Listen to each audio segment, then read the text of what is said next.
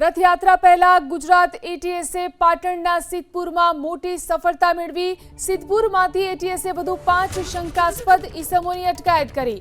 સ્થાનિક પોલીસને સાથે રાખી વિવિધ વિસ્તારોમાં મોડી સાંજ સુધી સઘન સર્ચ ઓપરેશન ચલાવવામાં આવ્યું। અગાઉ જૈશના 8 આતંકીઓ પકડાયા હતા।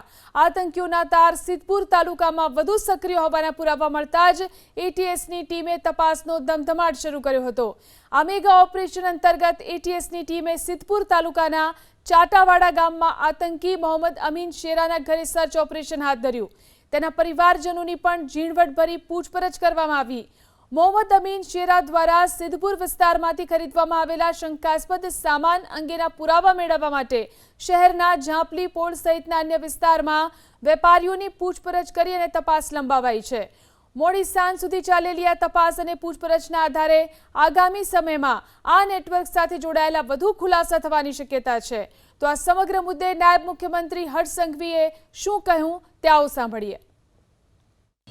ગુજરાત એટીએસે આતંકવાદી ગતિવિધિઓ જોડે જોડાયેલા